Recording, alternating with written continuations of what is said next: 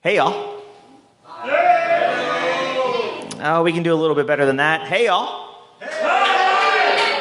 Oh, we're going to work on that. Ladies and gentlemen, welcome to the first ever There Will Be Fan Fiction.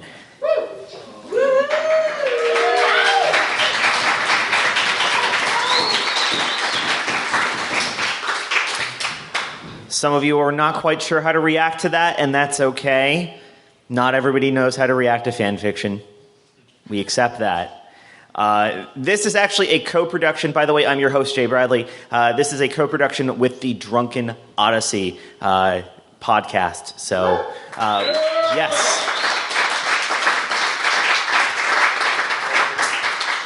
So how the show came about was I have been asking, I want to say, for about, I think, 2 years, a year or two perhaps, for when I talk about what things that there will be worth look for. And we look for just good writing, period, whether it's fiction, nonfiction, science fiction, slash fiction, fan fiction. And I've thrown out this challenge for the last couple of years, and someone has finally answered that challenge, and you'll get to hear him tonight. I won't tell you what the challenge is until the end. Actually, I might ask you guys what you think the challenge is, and I'll tell you whether or not you're right. And it was in May of earlier this year at the locally grown words book fair over at East End Market that John King from the Drunken Odyssey is like, I want to do an entire night of fan fiction. And I went, all right, we can do that. And we figured that out. And John, in his infinite wisdom or infinite madness, depending on how you view this, after tonight, corralled 5 brave souls to read for you fan fiction. By show of applause, how many of you know what fan fiction is?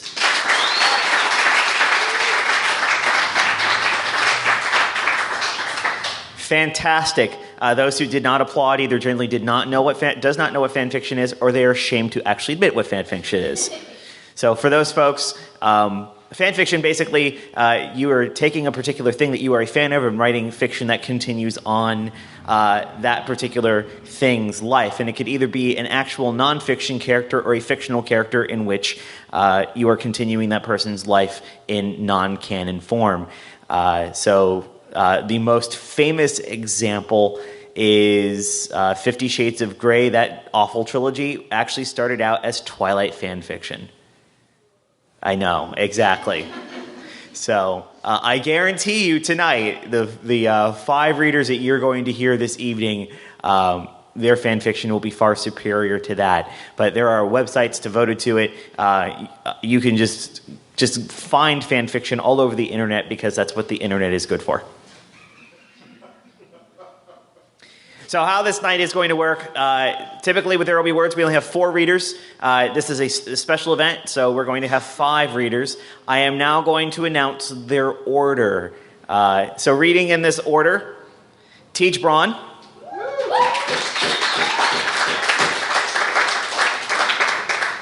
Jared Sylvia. Stephanie Rizzo.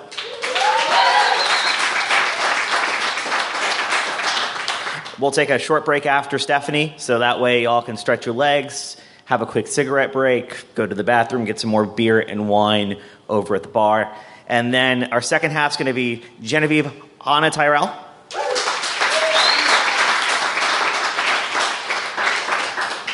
And last but not least, the architect of this evening, John King.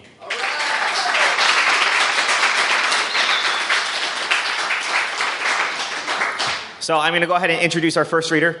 Our first reader will be reading Small Wonder fan fiction. Only 6 of you know what that is. The rest of you are either under 30 or your parents didn't allow you to watch television in the 80s. It's okay. Ladies and gentlemen, please welcome up Teach Braun.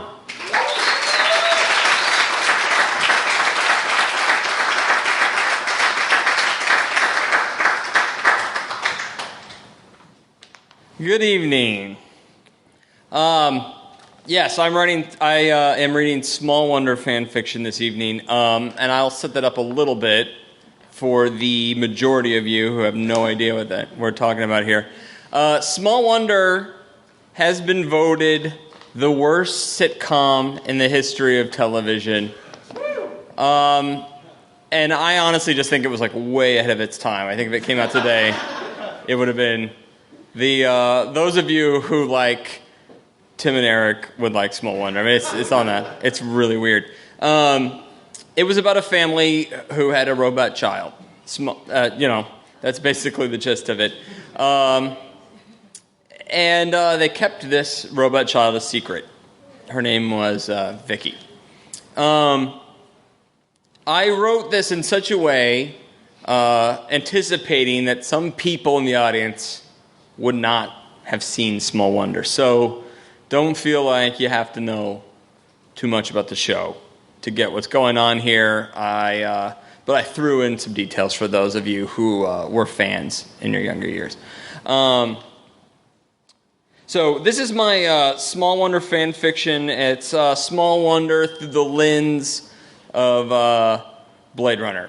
So this is sort of the latent transhumanist aspects of that show and making them a little bit more prominent.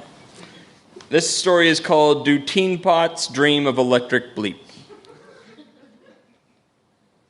The first emotion she was capable of recognizing was the wonder that came with self-awareness.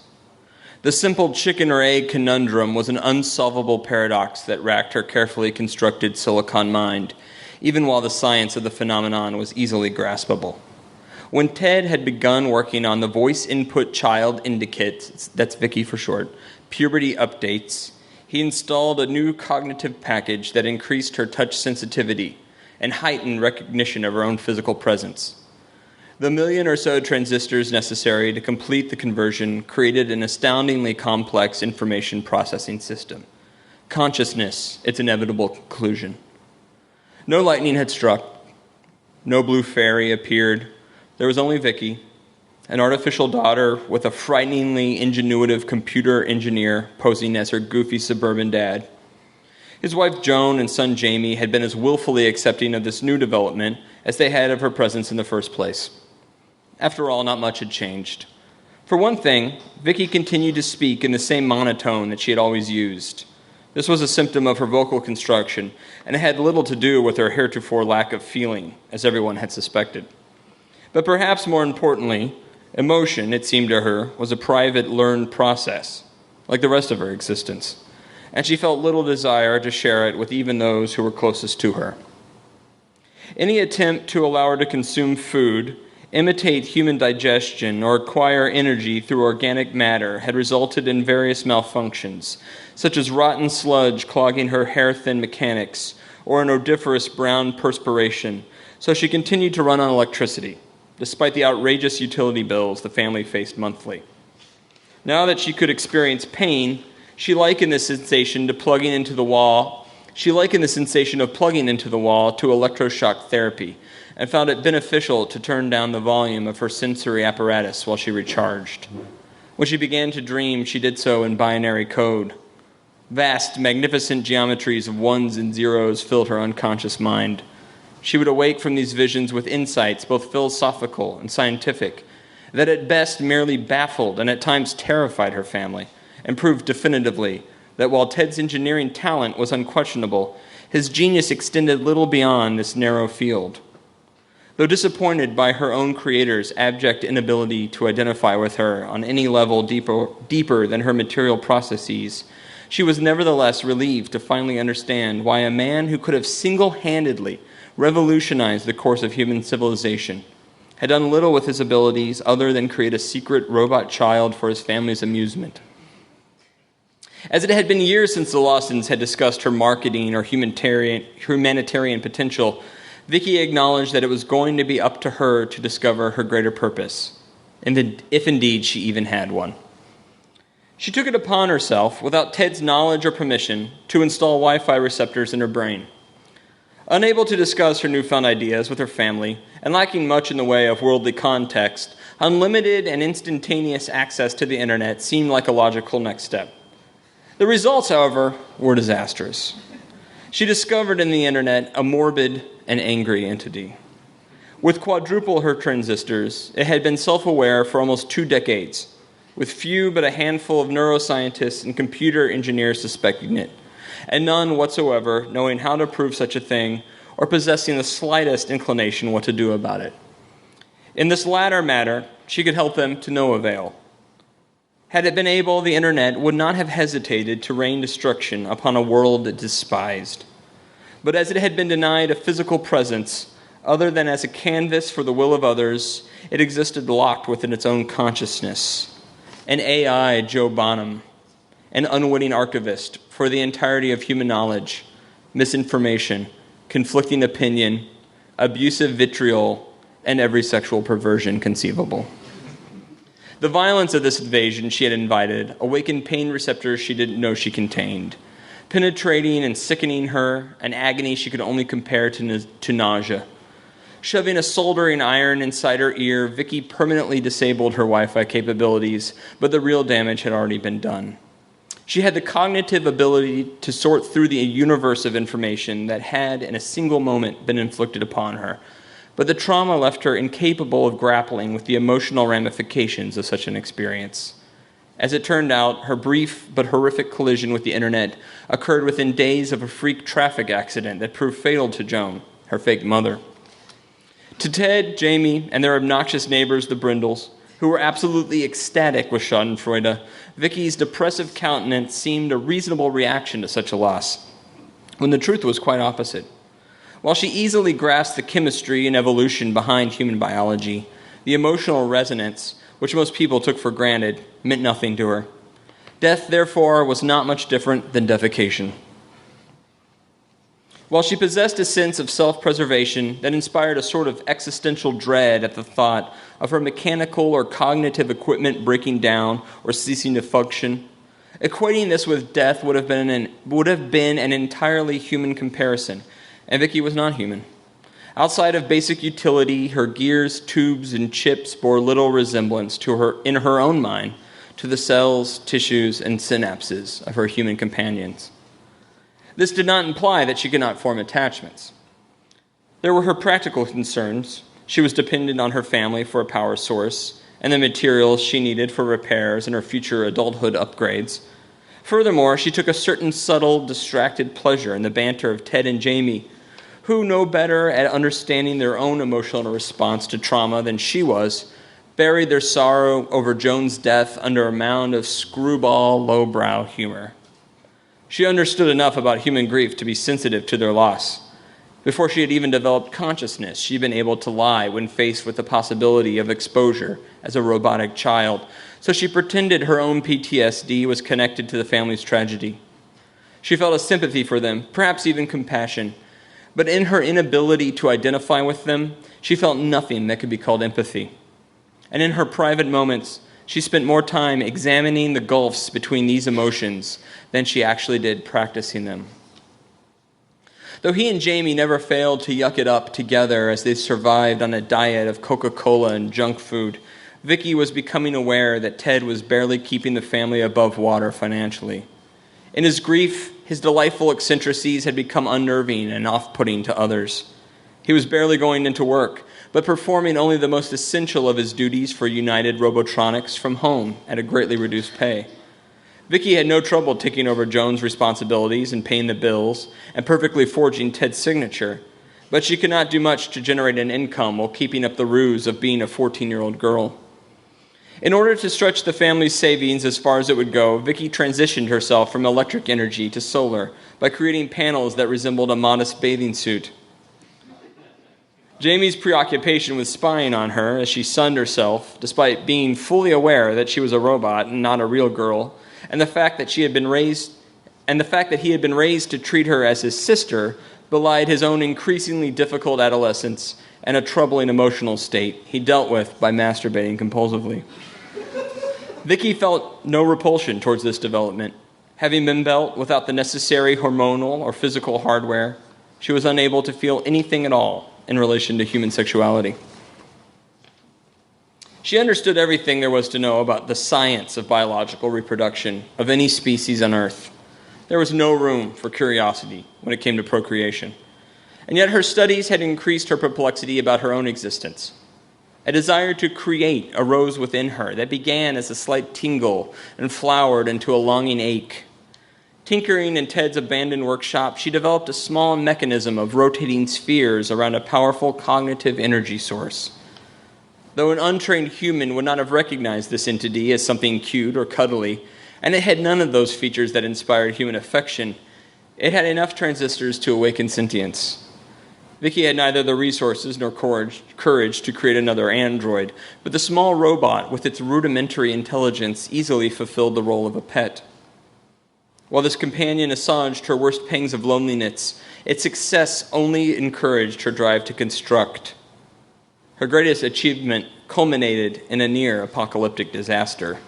To build not just sentience, for that had been easy enough, but a cognition that shared her will to create. This would finally satiate the burning desire she could never soothe. Working with technology that was barely perceptible to the naked human eye allowed her to facilitate the necessary trials and errors while stretching her limited materials almost indefinitely. Using her telescopic retina to examine the tiny robot she had completed as it scurried along the wood grains of her workbench and immediately began duplicating itself. Something like pride and something like motherhood swelled in her tubes and cogs.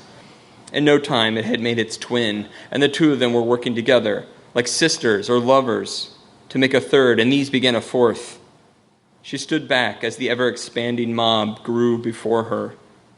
She had instilled in her children her desire to create, but nowhere in their tiny minds did they understand their own limitations. Their universe existed for one purpose, the duplication of their own kind, and it had not occurred to their creator to include a kill switch. With the ball-peen hammer, she began to inflict her panic upon her children, but they were too small and there were already far too many of them. They were repairing each other and building new machines faster than she could smite them. The work table collapsed beneath the nanobots as they gobbled up every bit of raw material in their vicinity. She dashed up the stairs to the kitchen and grabbed an armful of soda bottles from the fridge. She shook them, ripped off their caps, and doused the horde as they swarmed up the basement wall until the undulating mass began to sputter and cease its growth.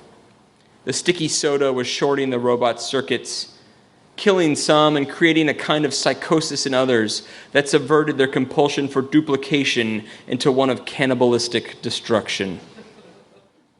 Once they were reduced to nothing more than a puddle of gray goo, Vicky realized that she had caught her leg in the rickety staircase and given herself a compound fracture. The severed electrodes sparked, crackled, and spit. It would have been an easy enough repair if her resources hadn't just been exhausted by the single-minded army of miniature engineers. Nevertheless, she remained untroubled by her own ruined limb. Anything her sensory receptors would have recognized as pain paled in comparison to the vision of carnage she had wrought upon her own creation. This wasn't disappointment, sadness, or misery, neither grief, terror, nor elation. She searched the dictionaries of every human language to understand the torrent of psychological phenomena afflicting her.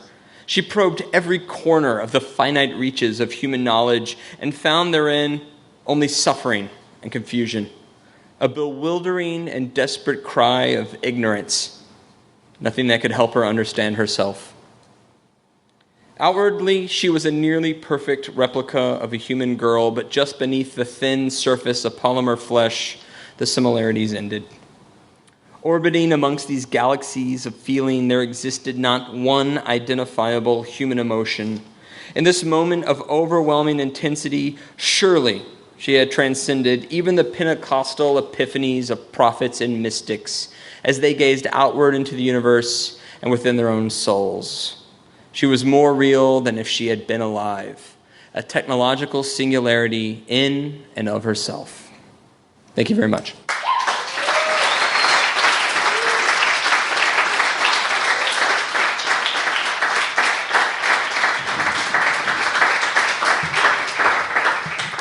Thank you, Teach. All right. Our next reader will be reading King of the Hill fan fiction. I tell you what. Ladies and gentlemen, please welcome up Jared Sylvia.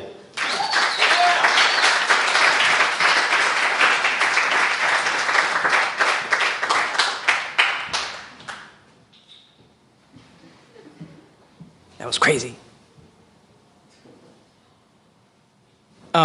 Hi. One sec. All right, hi. So, when John was mentioning the possibility of doing this, I was thinking about what I would want to write about, and I could only think of King of the Hill because I have seen every single episode of King of the Hill at least 5 times. There were, I believe, 13 seasons, or 11 seasons. A lot of episodes, anyway.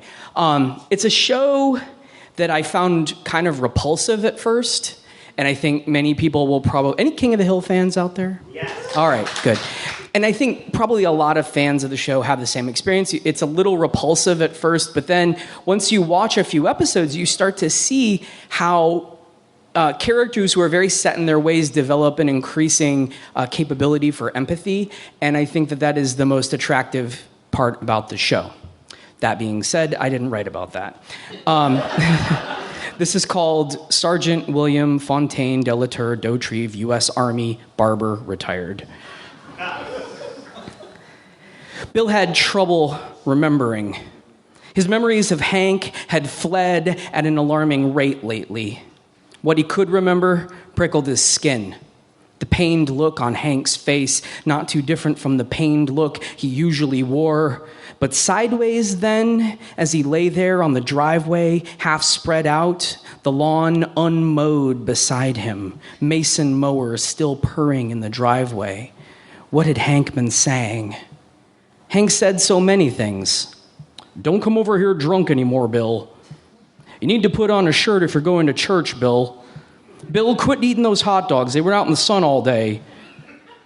Useful reminders like those were slipping away, disentangling from the fabric of his mind. And maybe Hank never said half of those things. Bill wondered which things Hank had said and which things he simply filled in with Hank's voice.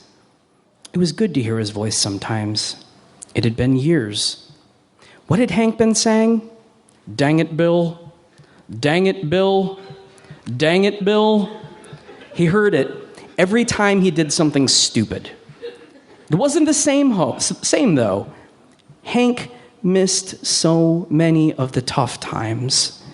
He missed the trichotillomania, the recovery where Bill had to wear false eyebrows and keep his hands off of them. Dang it, Bill. He missed when the diabetes came back, much as Bill's ex-wife Lenore did, and when the diabetes stuck around, much as Lenore didn't. Dang it, Bill. He missed the time when Bill became a blackjack dealer on a riverboat, which Hank might have liked, up until Bill lost his house to a gang of retirees from Biloxi. Dang it, Bill. Hank missed the seance, missed when the sorcerer charged Bill $50 and said, your friend is at peace, but he wants you to come back here every week to see him. Hank missed the time when Bill finally located Peggy, remarried now to Ted Wasanasong's brother, living over in Durndal. He missed when Bill violated the restraining order and told her he didn't love her anymore. He missed when Bill said he hated Peggy. He missed when Bill told her she belonged in the dirt, down in hell with the devil. Dang it, Bill. He missed the time when Bill wrote a letter to the State Department on Dale Gribble's suggestion, offering to serve his country one last time in the American Suicide Corps. Hank missed the subsequent investigation, the brief imprisonment. Dang it, Bill. With his savings gone, his pension canceled, his VA benefits revoked, what was left? What had Hank said? Hank, laying there on the concrete, Bill had helped pour, or rather had watched Hank pour while he goofed off with Boomhauer. What had Hank said while he lay there, the mower still shining, still gassed up, still puttering when Bill arrived, hurling aside a half can of Alamo, skidding to the ground beside Hank, knees bloodied through torn jeans, leaning down to hear the words softly parting Hank's lips. What was he saying? The memory would wake him sometimes, words drifting through his mind in a language he was forgetting, the feeling of visiting a place so familiar in a dream, so alien in consciousness. Picture this. Sergeant William Fontaine de la Tour d'Autrive, U.S. Army barber, retired, howling in the hills of East Arlen like a Cajun loop. Light brown curls matted against filthy, flea-bitten flesh. Wolf Bill screaming out in the only two languages he could conjure anymore, pain and Francais, ash ir ash, digging through the dumpster of Sugarfoot's barbecue, rotten meat and spoiled sauce souring his recessed stomach, where the swinging flesh of his belly had dragged against the ground for a while, then stopped dragging, then rose to meet his spine so that he spun the wheel past the washboard of his longhorn youth and landed on the bedraggled, ribby monster, the bone aberration caught in a blurry photo published by the bystander. Who is this man? Who was he? Wolf Bill running through the streets of Arlen on all fours, snarling. Wolf Bill biting Buck Strickland right on his bypass scar. Wolf Bill clamping down because fuck Buck Strickland, fuck him for being alive when Hank... What had Hank said? Bill could hear it now in the trees, a shuffling in the pine needles. Please, anyone. When Bill came to him and spoke his name, Hank said it again. Please, anyone. He kept on saying it even when Bill lay down next to him on the cement and wrapped his arms around him. Please, anyone. Was it because he was already going? Did he even know Bill was there? Did he want Bill there? Was he asking for someone else? Anyone else? Bill watched Hank go, lips working away until there were no more words, no more lessons, no more wisdom, just the ghost of a thought. Please, anyone. Bill lay down and reached out his arms. He reached so far. Maybe if he reached far enough, he could find Hank again. Maybe if he did, they could figure all of this out. And if not, okay. They would just lay there. Maybe this time, they would just let them lay there. Maybe if they just let them lay there, they could lay there forever. Thanks.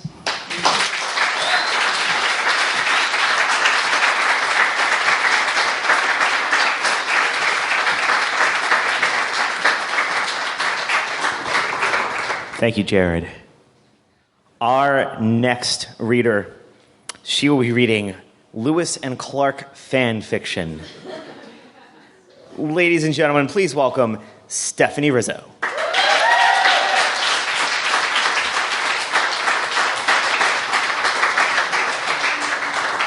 I just want to be clear that that's like Lewis and Clark the Explorers and not Lois and Clark the Superman show, which was kind of fan fiction in and of itself.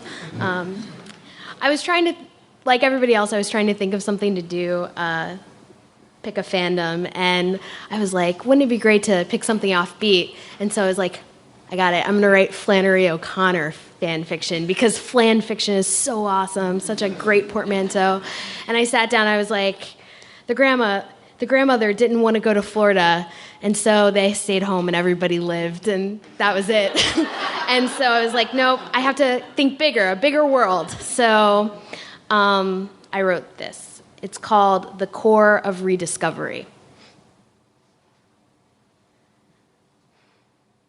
After the bombs went off, and about the time the world cracked and splintered and all but folded in on itself, the men and women responsible for the entire clusterfuck got into their ships and retreated to separate corners of the solar system to cool off. If the stories are to be believed, my great-great-grandmother held her middle finger up in high salute as she lay dying of radiation sickness in some neighbor's cellar. Good riddance, she allegedly said. We never wanted him here in the first place. Within 4 weeks, she was dead, along with nearly everyone she ever knew, save for an eldest daughter who fled the res 6 months earlier. The way my mother tells the story, the girl was attending some fancy college in Iowa or Nebraska or Michigan. My aunt swears she ran off with some white boy soldier, that she got knocked up, and they eloped. He went off to war, and she got to stay on the base, which was lucky for her when everything went to shit. When the dust settled, she made her way back to Idaho. They say the apocalypse was strong enough to blow the tops off the Bitterroot Mountains 500 miles north, but it wasn't enough to get our family out of the middle of fucking nowhere. She had a daughter, and that daughter had a daughter, and you can keep connecting the chain of daughters right down to me. None of us were born with 3 heads or anything, which is good news because who needs another mouth to feed out here? That's a joke, considering my current situation. By the time the Corps rolled into Fort Hall, we'd all but gone back to tribal life. We hunted, we fished, we took what we could from the irradiated soil. Lieutenant Clark says we were lucky. Because detonation occurred in the mountains, surface contamination in the valley was minimal. A little black rain, a little alpha, beta, gamma. The half-lives of particles were fleeting. Around the same time my great-great-grandmother was cursing the lieutenant's ancestors, tiny shoots of grass were already pushing their way up through the shadowy remains of the prairie. I was the first to see them. I'd been down at the river washing my clothes. For as long as I can remember, stories had been blowing into town, along with every drifter and band of doomsday prophets, cohorts in Europe, China, even as close as Mexico. I always assumed these stories were true, but figured no one would care much about BFE Idaho. Turns out the cities weren't worth saving, or at least they wouldn't be for another couple hundred years. But Sawtooth, Yellowstone, all that land. So here they were, the recon unit, making their way west on 86. Most of them were on foot, but bringing up the rear was an enormous black vehicle that didn't look like anything I'd ever seen rotting in the yards around town. They stayed at Fort Hall for 3 weeks, taking samples of the water, bagging dirt for the lab, and trading whatever they could for supplies, mostly food. I poked around, made myself a nuisance, in a way that I hoped was endearing. Everyone knew what I was after. "Absolutely not," said Captain Lewis. "No civilians." I'm not ashamed to say I begged. The captain sighed and leveled his gaze on my belly. "You trying to find the boy that did that to you? Is that it?" I could all but feel my ears pull back at that, like a cat that suddenly turns on you. "Mister," I said, "the boy who did this to me played his part, same as boys have been playing their part since your people left us here to rot in your mess." I put a hand to my belly. "As far as I'm concerned, she's mine, and mine alone." Our family didn't have much in the way of heirlooms, but we had an old atlas, precious as any forgotten cache of gasoline or buckshot, that had been passed down from my great-great-grand. No one in the family ever made it out past 86, but the atlas reminded us of what we could never hope to reach on our own, that beyond Twin Falls, 86 turned into 84 and curved up alongside the Snake River all the way to the sea. It was Lieutenant Clark who convinced Captain Lewis. Yerk doesn't like me asking too many questions about the lieutenant's personal life, but I've seen the way Captain Lewis looks at him. I've seen the captain reach right over and steal a couple of wild blueberries from the lieutenant's cupped hand when he thought no one was watching. I've seen Lieutenant Clark's cheeks flush when Captain Lewis says, "This is the second best thing about today." Clark figured I'd be useful as a sort of ambassador. Not everyone is as welcoming as we were, even though the Corps is mostly made up of scientists and surveyors. They wear fatigues and they carry sidearms, and that makes a lot of folks uneasy. You know what makes them less uneasy? A polite, pregnant teenager. I hold special sway in communities where matriarchs run the show. Once a settlement is found to be reasonably friendly, Captain Lewis lets me do the talking. I know these people, despite the fact that I've never met them before. We all speak English, but I speak the language. The day I left, my mother didn't even cry. She just slipped the atlas into my pack and told me to be good, like I was some little kid going down the street to the neighbors. I hugged her hard. "We'll be back," I said. "Between us." The baby kicked her once or twice for good measure. I offered to walk with the cohort, but Lewis insisted I ride in the mobile lab with the YRK unit. That's what he calls Yerk, who's in charge of driving. Technically, Yerk isn't military either. He's been in Lieutenant Clark's family for years, serving as a sort of companion to Clark's father and now to him. Companion, that's the word the lieutenant used. It's a nice word, too nice to actually describe what Yerk is, which is someone without a choice. Before the Corps, I'd never seen an android, and when we first set out, I asked him if they were all as quiet as he is. "Does the fact that I don't say much bother you?" It was a non-answer, which was kind of an answer all the same. I told him it was no big deal. Living out here your whole life, you get used to the silence. And that was weeks ago.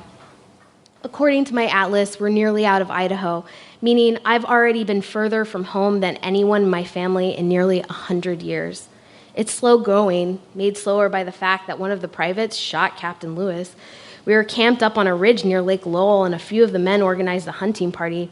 The captain's a lousy shot, everyone knows it, but he always tags along in case they run into some plant or animal that he hasn't collected yet. I don't know how that's even possible.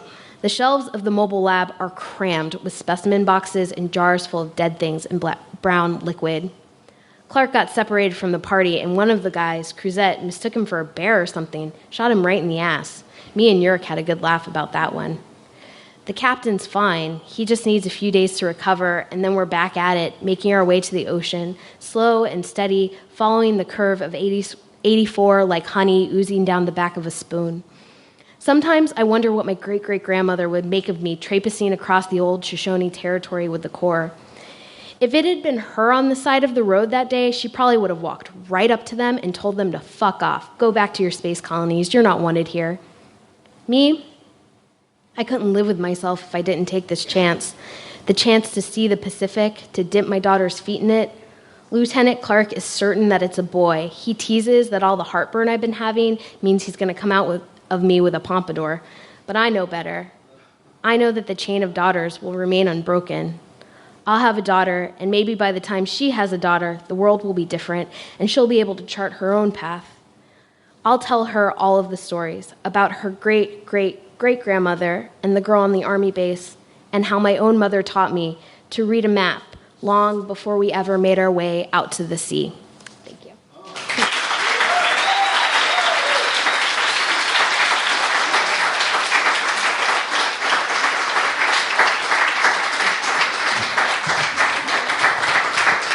Thank you so much, Stephanie. We are going to take a 10-minute break, get some beer, get some wine, go to the bathroom, get a smoke, and we will be starting promptly at 8:05.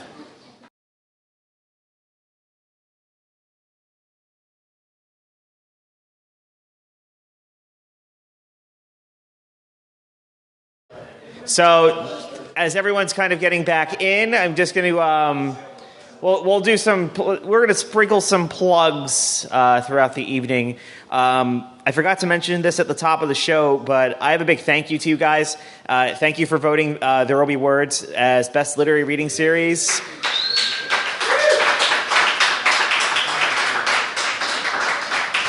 So it's our second time in 3 years, and it wouldn't be possible without y'all, and I really appreciate it. It means a lot that you guys like us enough to vote for us and do all that cool stuff. The thing about There Will Be Words is we are a reading series that actually accepts submissions. So we are currently looking for some new blood for October. So every October we do a flash ghost/horror show where 8 writers get to have 500 words or less to scare the living hell out of you in some shape or form. And we're looking for 4 brave men and 4 brave women to read 500 words or less of horror/ghost not fan fiction. That would be a little bit weird. Though you are welcome to do horror fan fiction in Flash. You are welcome to do that. As long as it's good. But we are looking for that. You can go to therewillbewords.com to submit that. We're also always looking for general shows as well. 1,000 to 1,500 words of your best fiction.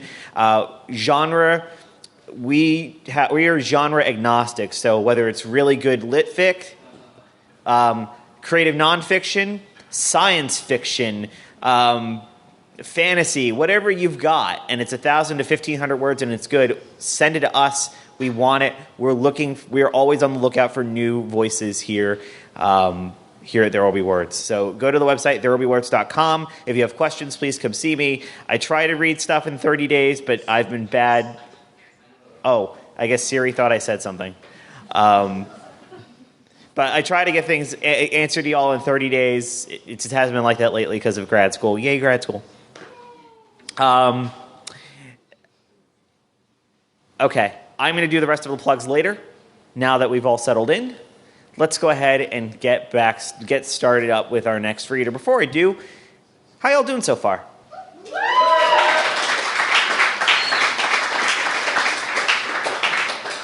All right, that's good. That's fantastic. Haven't lost you all. Most of you are still here. Yes. All right. Our next reader shall be reading Dexter fanfiction. Not Dexter's It's not Dexter's Laboratory, right? Okay. So it's Dexter, not Dexter's Laboratory, Dexter fanfiction. Ladies and gentlemen, please welcome up Genevieve Anna Tyrell.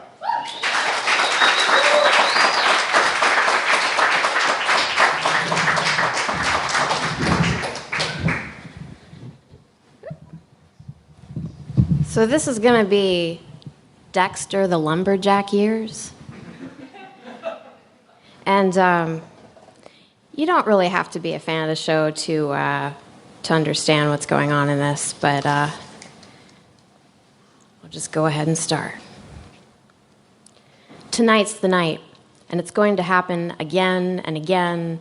Has to happen. Beyond the adult toy store, there's an ostrich and emu farm.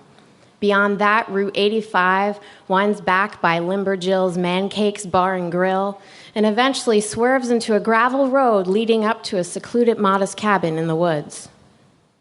Limberjill's place is the main hangout for about an hour in any direction, and it's a salvation for truckers, lumberjacks, and coal miners. Jill loves to serve her specialty, buttermilk whey protein pancakes or man cakes, though I suspect it's just an excuse to call all the guys the nickname man cakes and smack them on the ass. She's 65 and seen better days, but you got to respect someone loving what they do. I wanted to be an astronaut long ago, I heard her say, but working this gig is the next best thing. I don't normally partake in the activities of one small step for man, one giant free lap dance for mankind Wednesdays at the bar and grill. But sometimes I drink there after a rough shift. During the week, from 8 p.m. to midnight, the place turns on the lights and disco ball to the back bar, home to about 8 or 9 regular strippers.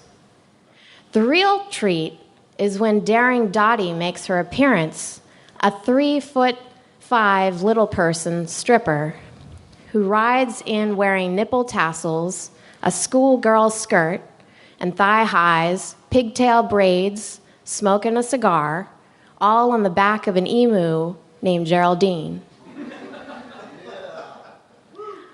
I gotta hand it to Dottie.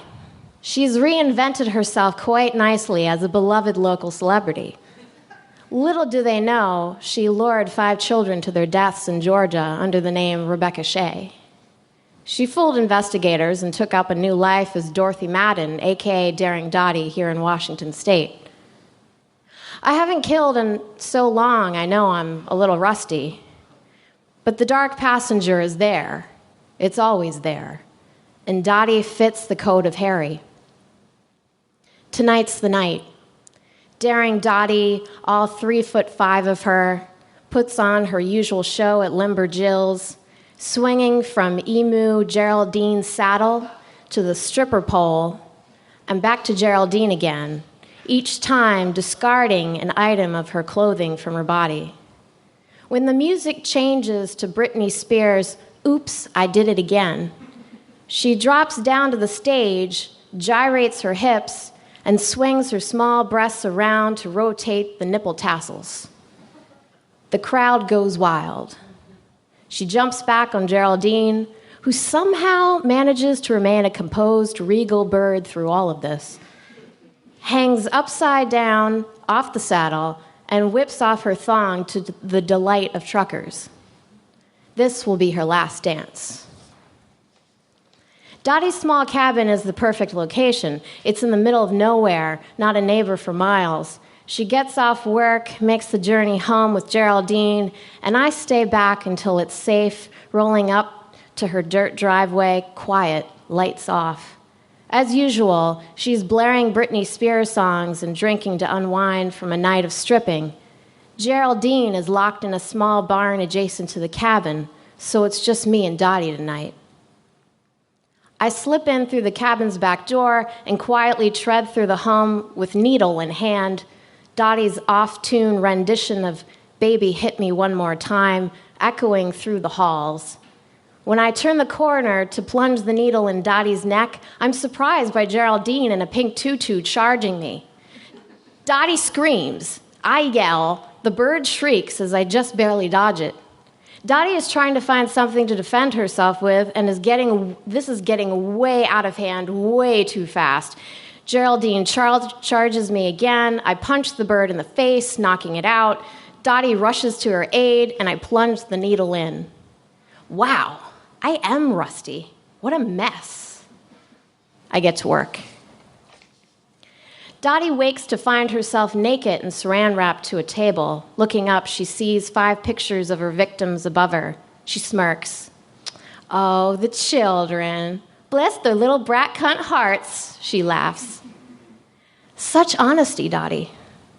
Want to ask me why I did it? So you can brag? Oh, I know why you did it. It's why I do what I do.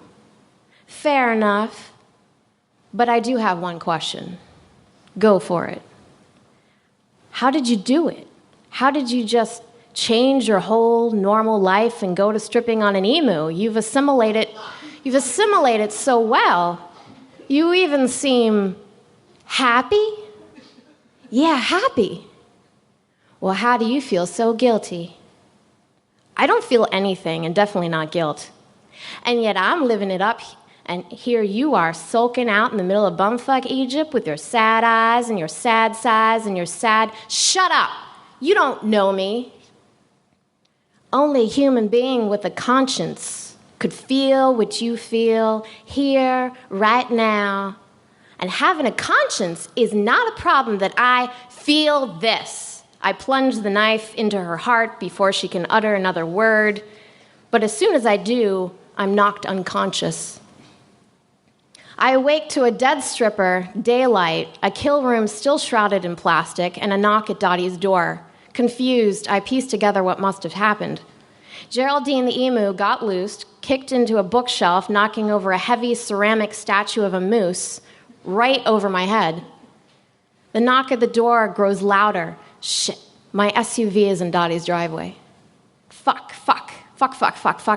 How could I let this happen? It's sloppy work. Fuck. Well, there's only one way to deal with this, even if it is a risk. Open the door like everything is totally normal. I frantically rip off my rubber apron and gloves, fix my hair in a waist-high mirror by the door, and take a deep breath. Just act like everything is fine. I open the door to reveal, wait, what? It's my sister Deb, standing there with a bionic leg and a brown paper bag in her hand. Jesus fucking Christ, Dexter, a lumberjack? Really? You're a motherfucking cliche, bro. Deb? Damn straight. I got bagels, brother, and you got a dead fucking midget you need my help with. Let me in. It's fucking cold out here. Thank you.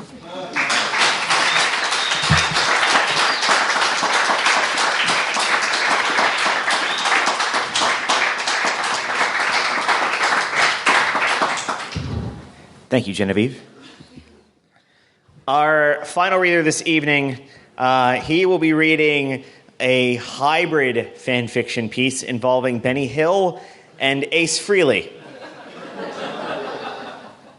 Glad I got more laughs than small wonder. Ladies and gentlemen, please welcome our final reader, John King.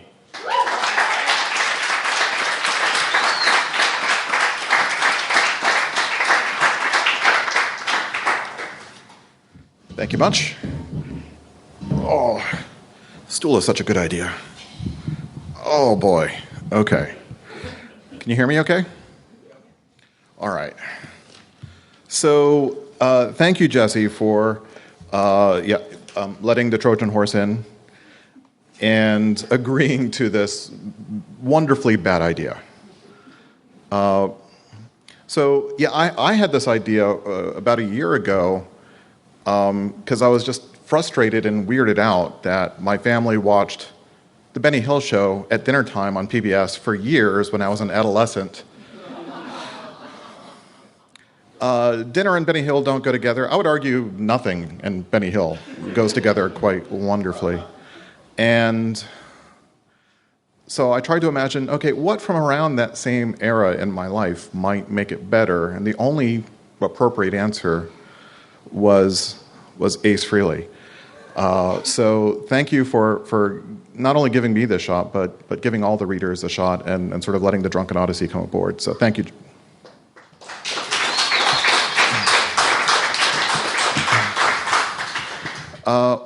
Also, Sean Whittington is here in the house tonight. He is the Drunken Odyssey's intern, and for the last 6 months, he has really saved my ass so many times. I probably couldn't have written this horrible thing you're about to hear if he wasn't taking a lot of the burden of the behind-the-scenes work. So please give him a big round of applause for keeping my show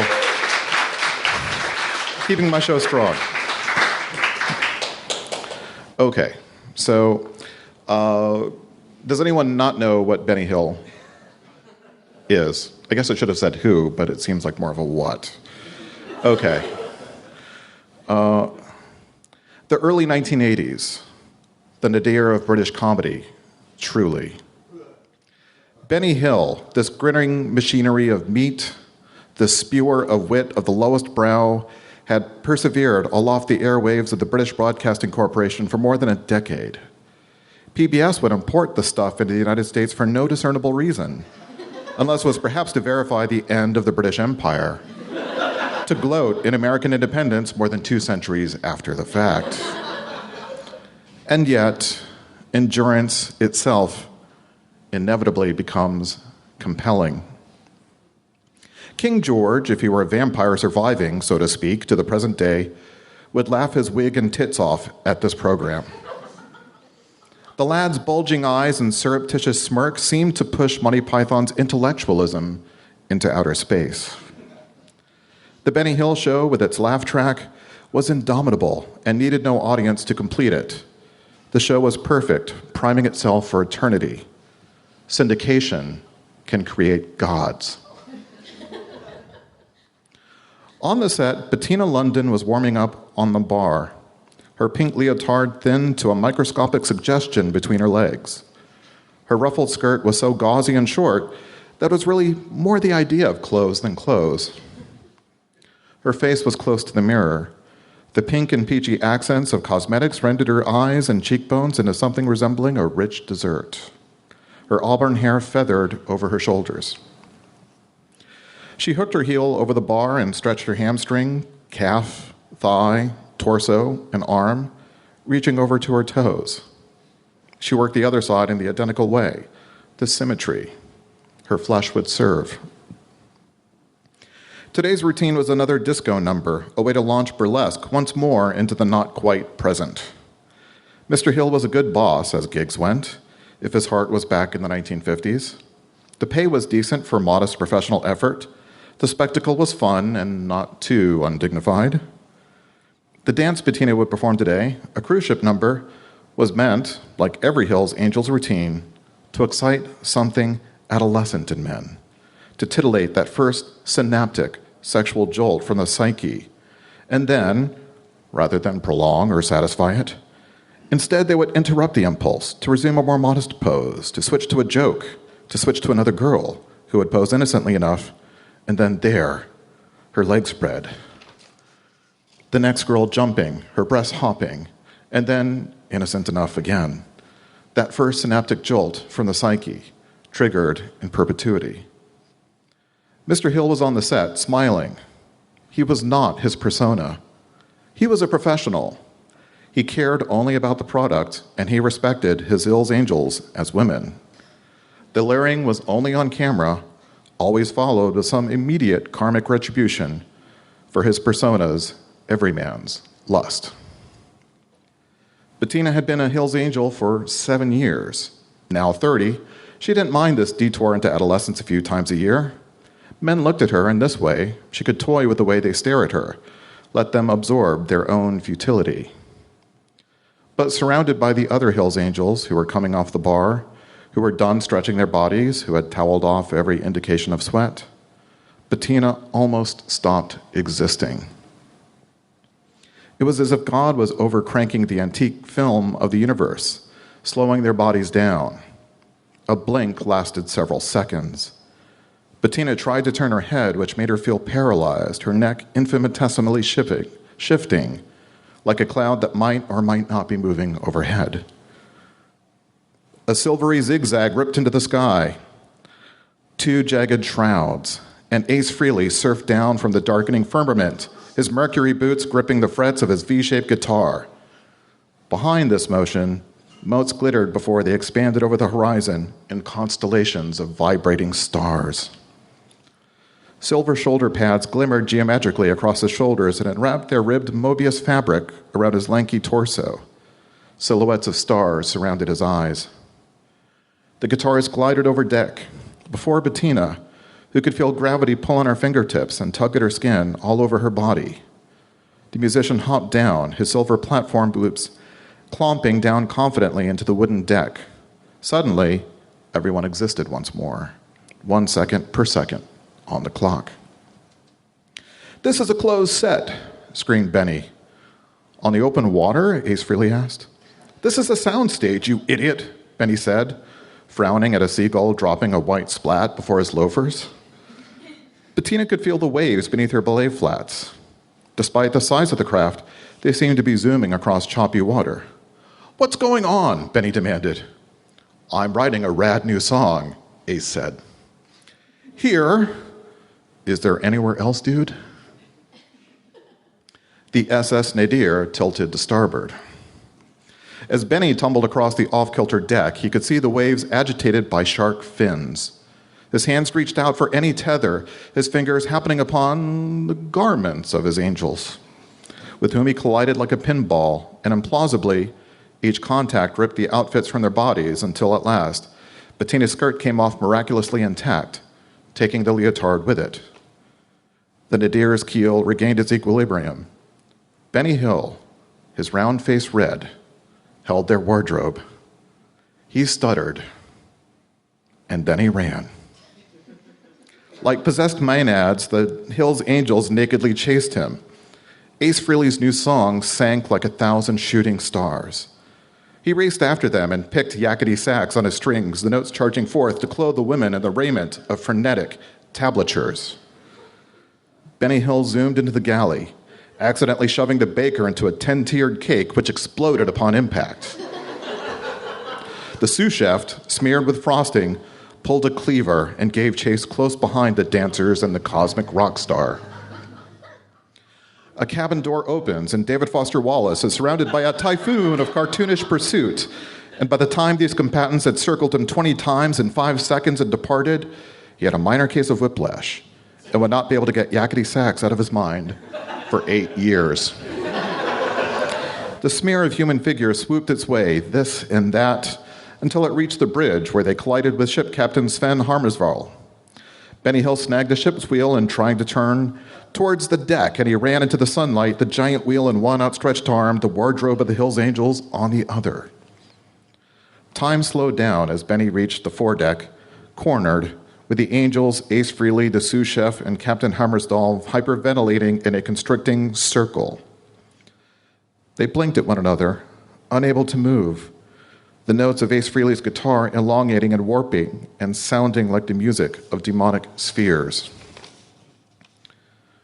And then time caught up once more as the SS Nadir collided onto land, scattering them across the wilds. "So sorry," Benny Hill said, averting his eyes as he approached each angel and handed her the appropriate costume. He was, after all, a professional. Slowly, the performers reclothed themselves. Ace Frehley tuned his guitar. The captain and the sous chef were nowhere to be found. "Okay, let's get back on deck and try again," Benny said. "The show must go on." "Go on? The show must not," wheezed Yoda, who rode in on a unicorn. The beast impaled the back of Benny Hill's white trousers. The comedian's eyes bulged 4 inches, and he began to weep. "Dude," said Ace Frehley. As each tear fell onto the earth, it transformed into a tadpole with a flagellum that fanned out into a tiny multicolored horse's tail, The tadpole's torso elongated into equestrian anatomy. Soon there were various inch-high horses underfoot. "Boss," said Bettina. Yoda yanked the reins. As the unicorn withdrew itself from the comedian's quivering body, the creature's horn seemed to explode in a prismatic flower, then stayed stuck to the man as a tail. Benny Hill's face turned pink and began its own torturous metamorphosis, a spike emerging from his forehead. He couldn't help but smirk as he became equine. Shock me, the little horses whinnied. More colorful unicorns clomped in. They did not heed the miniature clamoring horses squishing beneath their hooves. Ace Frehley could not recognize which unicorn had once been Benny Hill. The whinnying was excruciating. Yoda hopped and swirled his little reptilian arms and doused the horses and the guitarist and dancers in the pine trees with the ectoplasm of the Force until the entire forest was covered in a crystalline ichor. "This is not how I want to die," screamed Bettina, who felt her body going numb. Ace Frehley concentrated, managed a tritone, and the guitar screamed with a spark of rock and roll, dissolving the metaphysical web spun by the Jedi Master. The elements of the air warred with themselves, this explosion of existence. Ace Frehley began his song. Then the monkeys, shriveled with rickets, crawled out of the trees. As one, they put their Necronomicons down and started to dance. Thank you.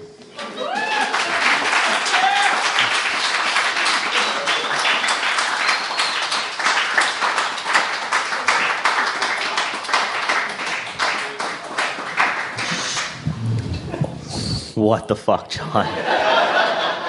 What the fuck? You got to work on your Yoda voice, though. Got to work on it. He sounds like this. It's like Grover, because it is Grover who does the voice of Yoda. Yeah. Do better, you will. Yes. All right. I'm going to do a couple of plugs before I officially close this out. There will be words. We are here the second Tuesday of every month at Gallery Avalon Island. Our next regular show is going to be September 8th. We'll be announcing our final lineup fairly soon, but I will tell you this.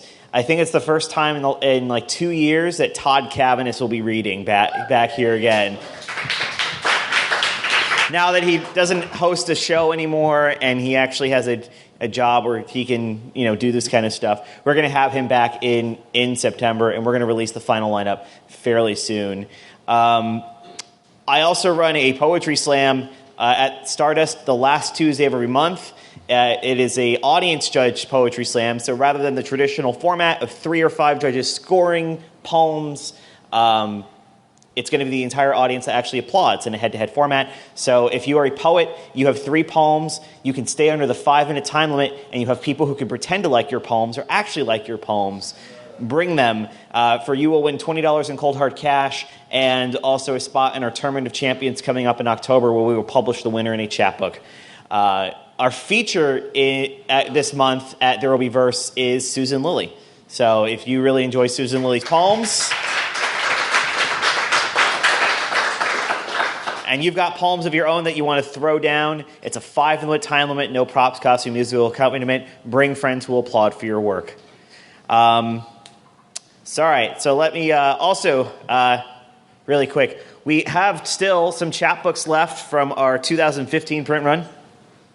Oh, can you hand me that real fast? I'm going to plug that too. Sam Slaughter's When You Cross That Line is a solo flash fiction collection about stories based on Florida Man.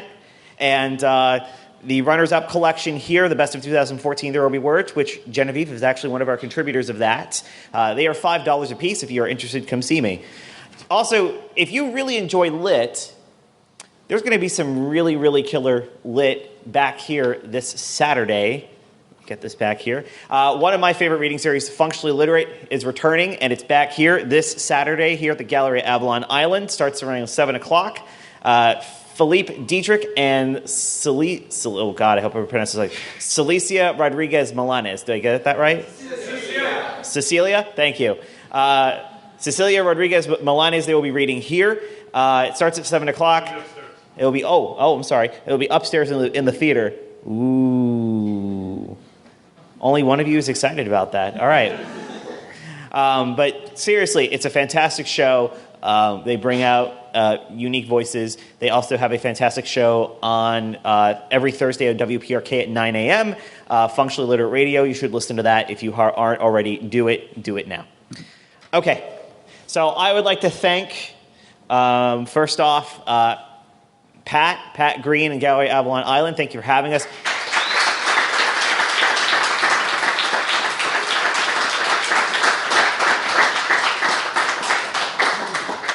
Secondly, John King, thank you so much for pitching this and getting the readers gathered for this. So give a big hand to John King and the Drunken Odyssey.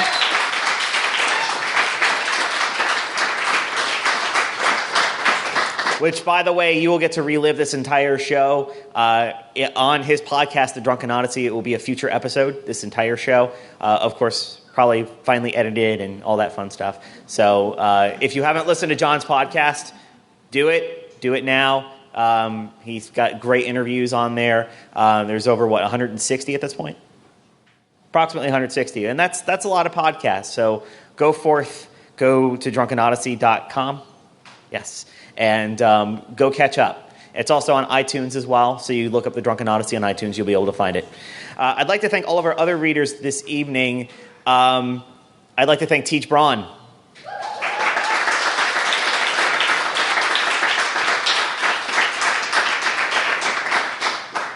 Despite him not using propane somehow in the story, I still have to thank him. Jared Sylvia.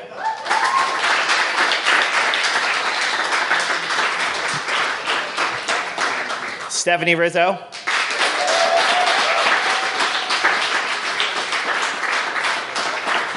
And Genevieve Anna Tyrell.